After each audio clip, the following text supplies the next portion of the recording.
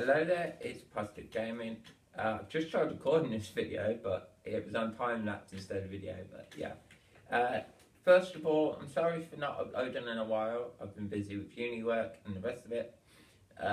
Thank you to all the new subscribers and the support on the Yummy Mash video. I truly appreciate that.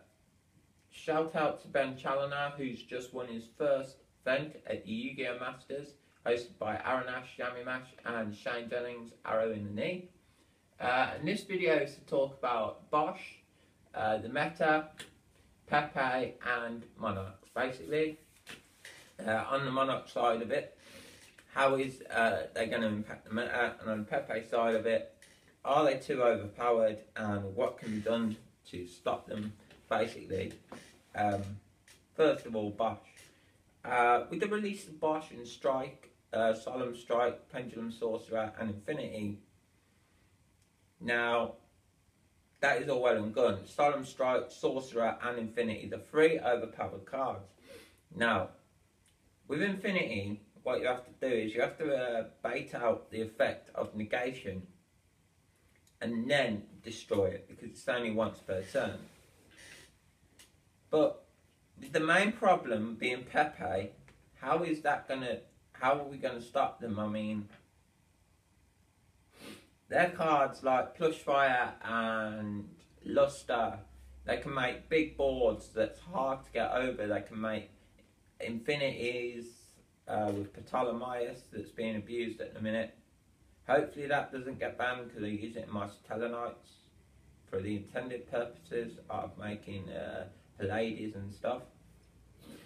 But how are we going to stop them? Is it that Wavering Eyes has to get banned?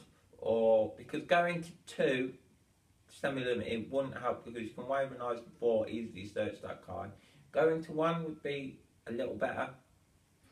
Plushfire, they either need to errata that card to once per turn, or outright ban it, because that is not once per turn. I mean, Konami make stupid cards sometimes, and that is one of the stupid cards that came out.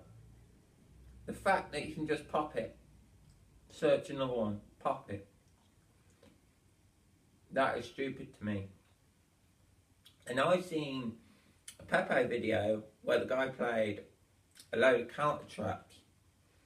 I think it was 3 Strike and 3 Grand Horn and a Solemn Warning, and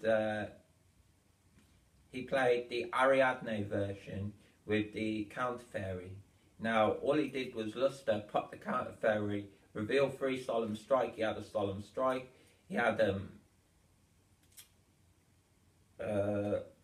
Skullcrabat Joker in his hand, he normal summoned that, got a Pendulum Sorcerer. By the end of it, by the end of this turn, he ended up with like 2 Solemn Strike and a Warning and an Infinity on field. I mean, you get past that. That's how stupid Ariadne is. Let alone Luster, Pendulum, Plushfire, the rest of it. I mean, Pepe, if you didn't know, they've just won their first major event of the year. And the deck that we thought always going to be really good and going to be topping up a lot of things, Cosmo, they didn't win the event. As soon as Pepe and all this lot come out, it's stupid. I mean, there is a couple of ways to beat Pepe, of course there is. Going first in a deck that can run it and opening up with anti-spell fairy wins. I mean, Pepe, what they're doing in running is, in my mate's version, shout out Joe Goodwin, is playing Twin Twister. Now you open up Twin Twister and they've got anti-spell, then they've got rid of it. They can play their scales again, and I mean, is Konami going to do the same thing as they did with Necros and leave it with a couple of formats? Are they going to do that? But on the whole, something needs to be done about the deck. But then a lot of people could say, oh, Stellanites need to be doing this and the rest of the stuff, anti-spell needs to get hit or something. But apart from Pepe, I want to move on to monarchs. The new Monarch structure deck comes out 29th of January. I can't wait myself. I've been on about it for the last 8 months. I've put 3 videos of Monarchs on my channel. As you know, thank you for everybody that's watching the videos, the Yu-Gi-Oh videos at the minute, and these talks.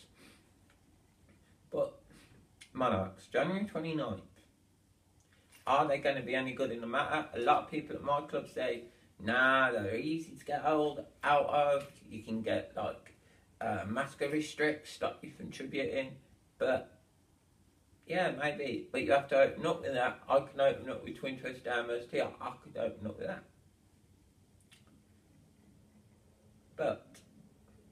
But here's the good thing.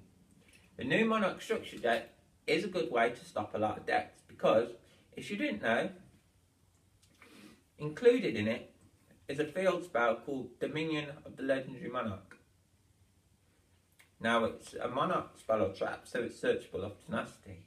But what Dominion does is, first effect, you can reduce the levels of a Mega Monarch with 2,800 or 1,000 defense by 2, so it becomes level 6, so it only requires 1 tribute. When attacking, your tributes and monsters gain 800 attack, so the little ones get 32, the big ones get 36. And its main effect, why people will be playing it in there, is if you control the tributes and monsters and no cards in the extra deck, your opponent can't use their extra deck.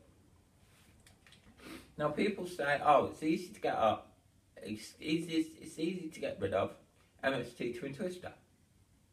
But that is only out to the Dominion of the Legendary Monarch.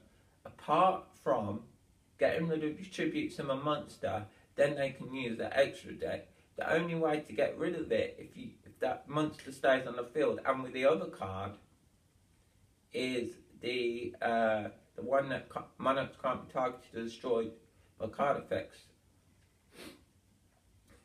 And it's going to be really hard to get it off the board. Twin Twister MST is the only out.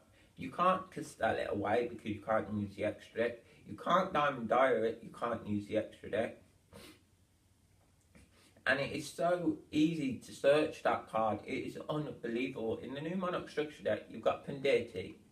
Activate Pendeti, discard a Monarch spell or trap, draw 2 cards, banish Pendeti, reveal 3 Dominion, you got it. If you already got Dominion in hand, you can reveal 3 Tenacity, add it. It's so easy in that deck to search the Dominion of the Legendary Monarch. It's untrue and unbelievable. I mean, as well, with the new trap card, if people don't know what it is, if it's in the grave, you can banish 1 Monarch spell or trap, special summon this card, and it's got 2,400 defense, 2,400 defense, and it's a trap card, but it's not treated as a trap card when on the field, so you can't MST, you can't Twin Twister. Now in Pepe, like I said, with Dominion of the Legendary Monarch, that most builds these days, they don't run a lot of traps, they don't run Twin Twister MST, they do, I mean, they don't run the Magician card. So apart from MST Twin Twister, you ain't getting into the extra deck unless you got some trap cards or something that can get rid of the tributes of a monster. And then, if it's like Mirror Force or something, and they can't be destroyed by card effects, I don't know. It's going to be very hard. And a couple of other cards in that structure deck is one of the new Mega Monarchs. I've forgotten the name. You can check it out on my channel. There is a video I did about 2016 Monarchs. But you can tribute summon during their turn. You can end up with 2 Mega Monarchs on the field. It gets returned during the end phase. And like that. The other Mega Monarch, the new one, send 2 spell or traps to the graveyard. So you can send Pendeti, or you can send something else. It is so easy. So easy to do a lot of things in that deck that is making it really faster than before. The the ability to play Majesty's themed. So monster effects are not activated. The ability to do that. There is a lot of stuff in the deck that is easy. So yeah, this is just a talk about Pepe, Monarchs, the rest of it, Bosh, you name it. If you got any thoughts on this situation, either on the new Monarch structure deck or ways to deal with Pepe or what could be done in the ban list, then please comment down below. And this has been Positive Gaming. Thank you for watching and see you in a bit.